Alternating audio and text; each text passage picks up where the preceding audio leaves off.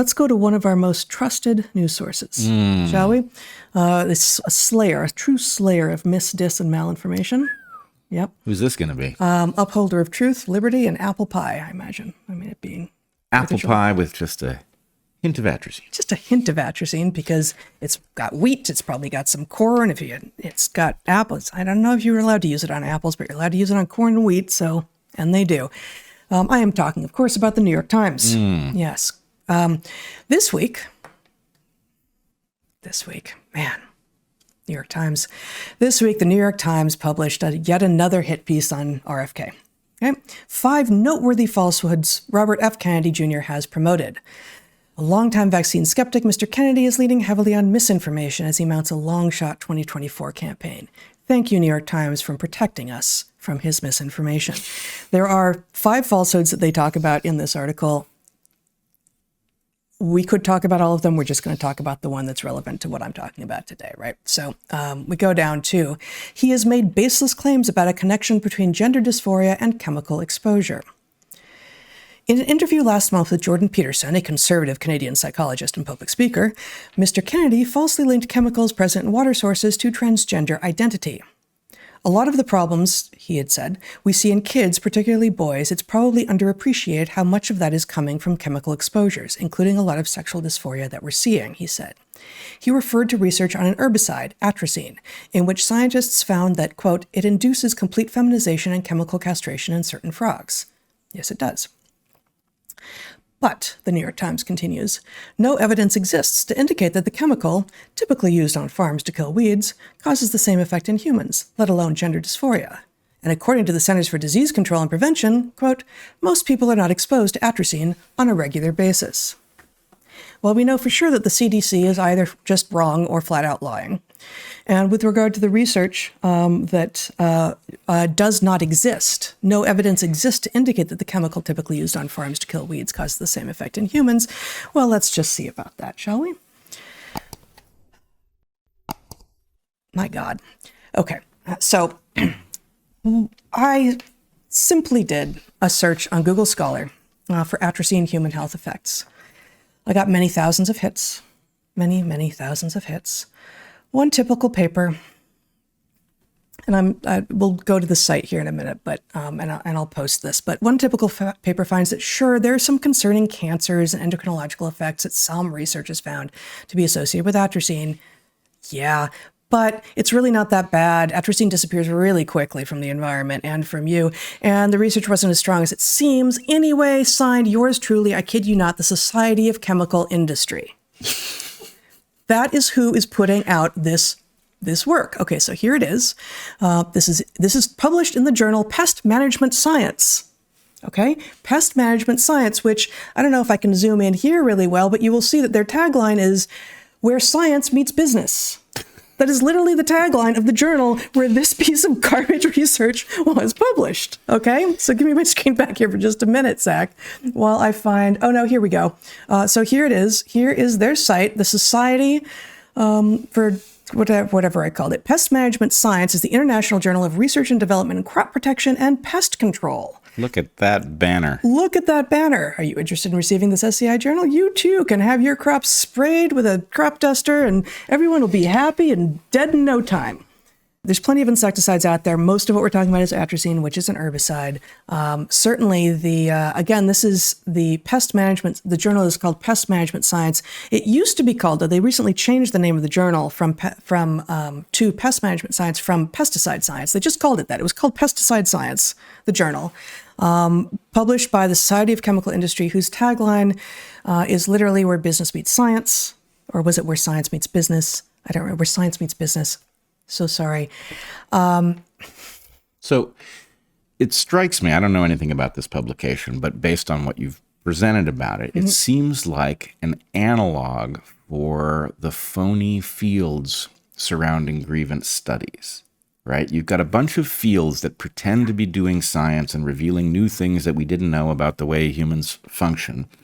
And it's what I've called idea laundering. Yep. But here you've got business laundering the dirty details of the compounds it's pumping into the world that and their disruptive effect. So the point is, okay, so industry has created, a nonsense field or the equivalent in order to make its products look safe so that people can muddle any argument that is delivered. And, they literally are creating the journals in which the people whom they fund can publish scientific research that comes up with the conclusions that they need them to come up with in order to keep dumping and pumping this crap into the environment that we all share. And we know that whoever controls the press controls what is published. And in science, whoever controls what is published controls what research is done. And therefore, the New York Times' naive, sycophantic, insidious, and disgusting claim that, what do they say exactly? Baseless claims about a connection between gender dysphoria and chemical exposure. There's no evidence. Well, there's no evidence in part because the places that are publishing any, the research that would be relevant here will not publish such evidence. And it's true. I don't find the absolutely 100% clear research that demonstrates this connection, but then those people who want to do that research aren't getting funding. Right. I mean, it's very much like in, say, 2022, when we were beginning to see a few preprints and a few papers that were finding some problems with the mRNA vaccines for COVID, all of which, to a paper, said, but these vaccines are still the best thing you can do for COVID. It's don't hurt me walls in a different place. It's okay, we still believe what you're telling us, but we did find this one little tiny problem. And that's the kind of research you're going to get in journals like this. And it has a unfortunate echo in another place to the exact same pattern where, okay, here you've got the New York Times in exactly the place that the people who used to read the New York, our parents who read the New York Times at the Sunday breakfast table. I read the New York Times. Of course, but my point is, at some point you start reading the New York Times and you think, what the fuck is this, right? But back in the day, before the what the fuck is this era, the New York Times would have been expected to be concerned about pesticides in the food supply, in the environment, etc. And the point is that expectation is being disrupted here by a higher priority, right? Yep. The corruption of the Democratic Party must be maintained against anything that threatens it, and Bobby Kennedy Jr. threatens it. And so the point is, the New York Times will now embrace whatever position undermines Bobby Kennedy, even when his position would be a traditionally liberal position. So hold on. The echo is that this sounds a lot like Eric Topol, who actually fought to delay the release of the vaccine so that Trump wouldn't get credit for them, right? The point is, Eric Topol, who's so very concerned about people suffering from COVID, was actually cynically delaying this thing for political reasons. Here you've got the New York Times cynically disrupting a obvious argument about the hazards of pesticides for political reasons. And the point is, well, is anything sacred? Is there any principle that you will adhere to even when somebody that you politically fear, says it? Right? Right. Yeah. And it's even worse than that, but I think Zach has something to say. Yes, well, someone in the chat reminded me, you will want to remember, Dad, that Kennedy's term for these idea laundering scientists is biostitutes, which is exactly absolutely what they are. It's not science, it's paid service to create a scientific article for something. That is what it is. To create an illusion of science. Yes. So, okay, Europe actually the European Union banned atrazine back in 2003. That's 20 years ago. And here, show my screen one more time here. This is a 2006 article co-published by a research scientist and a lawyer. European Union bans atrazine while the United States negotiates continued use. So it was banned in 2003. This paper is published in 2006. It begins, atrazine is a common agricultural herbicide with endocrine disruptor activity. They just flatly state it. There is evidence that it interferes with reproduction and development and may cause cancer. There is. And the industry-sponsored research says, it's not that important. Yeah, we don't really think it matters, but I don't know why. Although the U.S. Environmental Protection Agency, EPA, approved its continued use in October 2003, the same month the European Union announced a ban of atrazine because of ubiquitous and unpreventable water contamination.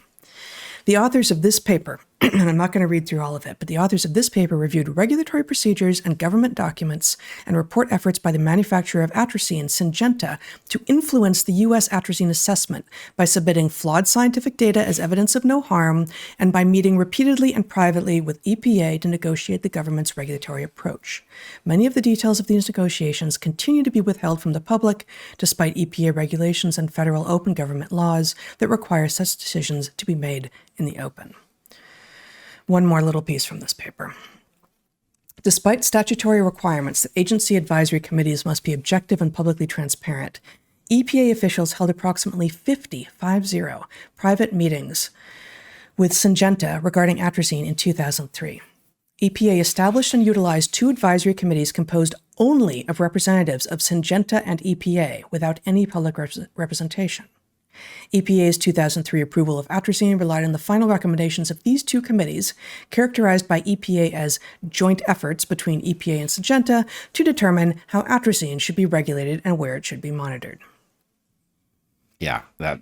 So, we're those of us in the public who continue to think that the people whose job title suggests that they are looking out for us, that they care about public health, that they recognize that their job in public health is about actually protecting the public's health as opposed to the profits of corporations.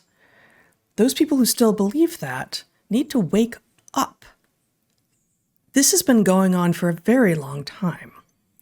And for a very long time, there's been no one watching out for what's in our food, what's on our crops, what's in our water, what's in our air. We have the regulatory agencies, but they're doing exactly the opposite of what they're supposed to be doing.